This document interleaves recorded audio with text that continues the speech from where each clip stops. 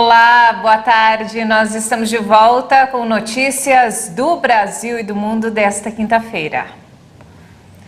A Fiocruz concluiu o sequenciamento genético da varíola do macaco. Segundo informações do Ministério da Saúde, o número de casos da doença no Brasil já chega a 37.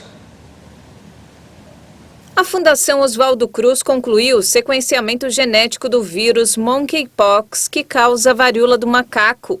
O material foi coletado de um paciente do Rio de Janeiro. Por meio de nota à imprensa, a Fiocruz informou que se trata de um vírus de um grupo de organismos originados de um único ancestral comum exclusivo, o que mais circula atualmente. De acordo com a Fundação, a análise permitiu o detalhamento do DNA do patógeno, contribuindo para um melhor entendimento do atual surto, que já ultrapassa 4.700 casos pelo mundo. Segundo o Ministério da Saúde, aqui no Brasil, o número de casos de varíola dos macacos chegou a 37. A secretária de Saúde do Rio de Janeiro confirmou o 6º caso do estado. Já Minas Gerais confirmou o seu primeiro caso. Um homem com 33 anos que esteve na Europa neste mês. O paciente está estável em isolamento domiciliar. Em São Paulo, já são 28 casos confirmados e 2 registros no Rio Grande do Sul. E olha só, as parceiras BioNTech e Pfizer vão testar uma vacina universal contra a Covid. As empresas anunciaram que os experimentos do novo imunizante vão começar no segundo semestre do ano. A empresa alemã BioNTech, parceira da Pfizer na fabricação de vacinas contra a Covid-19, diz que as duas companhias vão começar os testes em humanos de novos imunizantes que protegem contra uma ampla variedade de mutações do coronavírus, neste segundo semestre do ano. O trabalho experimental, que vai além da abordagem atual, inclui injeções de aumento de células T, projetadas principalmente para proteger contra doenças graves se o vírus se tornar mais perigoso, e vacinas de pan-coronavírus, que protegem contra a família mais ampla do vírus e suas mutações. As novas variantes do coronavírus têm aumentado a urgência da busca por empresas, governo e órgãos de saúde por medidas de proteção mais confiáveis. As parceiras fabricantes da vacina da Covid-19 mais usada no mundo ocidental estão atualmente discutindo com os reguladores versões aprimoradas de sua vacina estabelecida para melhor proteção contra a variante Ômicron e suas sublinhagens. A Pfizer já divulgou dados promissores da versão adaptada da vacina contra a Covid-19 específica para a variante Ômicron. De acordo com a farmacêutica, os dados do estudo de fases 2 e 3 apontaram que uma dose de reforço de ambas as vacinas candidatas adaptadas provocou uma resposta imune substancialmente maior contra a BA.1 da Ômicron em comparação com a vacina atual. A resposta imune robusta foi observada em 2 níveis de dosagem, com 30 e 60 microgramas. E mudando de assunto, a taxa de desemprego no Brasil caiu no trimestre encerrado em maio. Segundo o IBGE, foi a menor taxa registrada para o período dos últimos 7 anos. A taxa de desemprego do Brasil ficou em 9,8% no trimestre de março a maio. Essa é a menor taxa para o período desde 2015, quando estava em 8,3%. Segundo o IBGE, em relação ao trimestre anterior, de dezembro de 2021 a fevereiro de 2022, a taxa caiu 1,4 ponto percentual. Na comparação com o mesmo trimestre do ano passado, a queda foi de 4,9 pontos percentuais. Apesar da queda, ainda há cerca de 10 milhões e 600 mil pessoas procurando por uma oportunidade no mercado de trabalho. Esse número já recuou 1 milhão e 400 mil em relação ao trimestre anterior.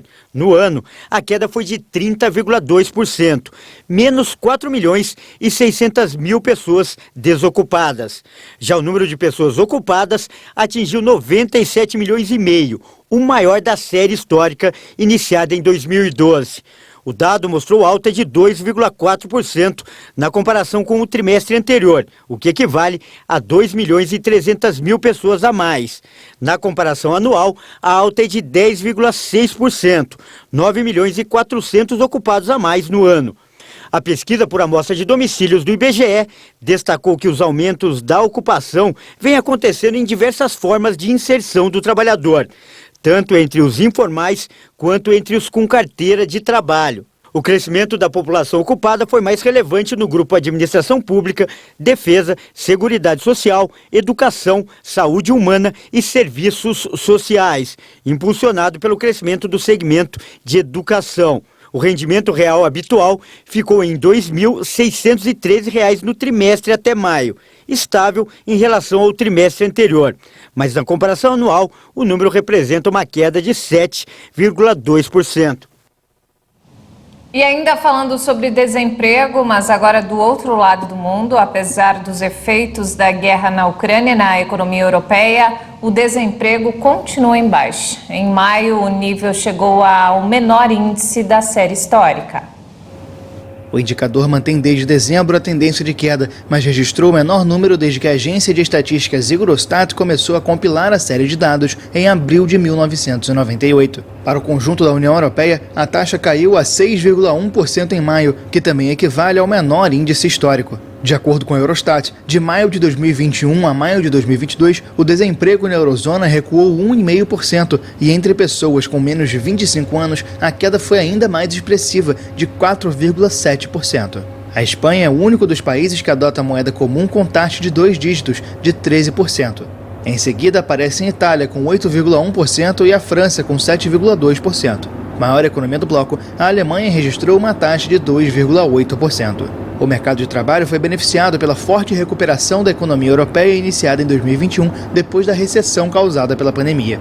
Apesar disso, a guerra na Ucrânia lança uma sombra de incerteza sobre as perspectivas para os próximos meses, já que as previsões de crescimento foram revisadas drasticamente para baixo. Em uma nova decisão polêmica, a Suprema Corte dos Estados Unidos decidiu que a Agência de Proteção Ambiental não pode emitir regras gerais para regular as emissões das usinas termoelétricas. A medida é vista como um retrocesso no combate às mudanças climáticas.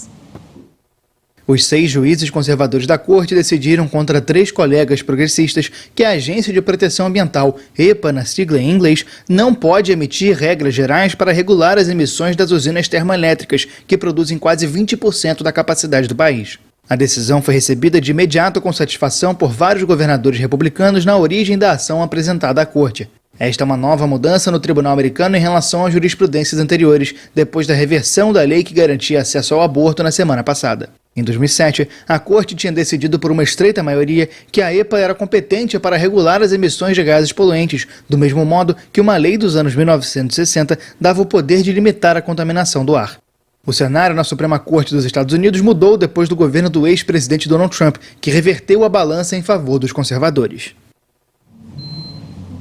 E antes de encerrar, vamos falar sobre esporte. Olha só, Ana Marcela Cunha não para no Mundial de Esportes Aquáticos de Budapeste e conquistou mais uma medalha no torneio. Esta é a 5ª medalha de ouro dela na modalidade e a 15ª conquista em mundiais.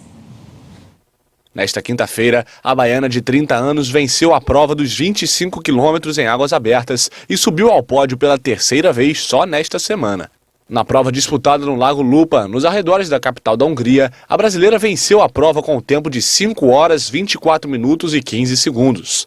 A alemã Lea Boy ficou com a prata e a holandesa Sharon van Hovendal com o bronze.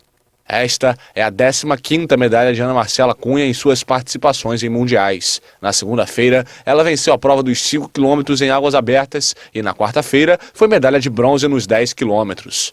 Ana Marcela tem 7 títulos mundiais e é a 5ª vez que conquista o ouro na modalidade dos 25 quilômetros. Parabéns pela conquista.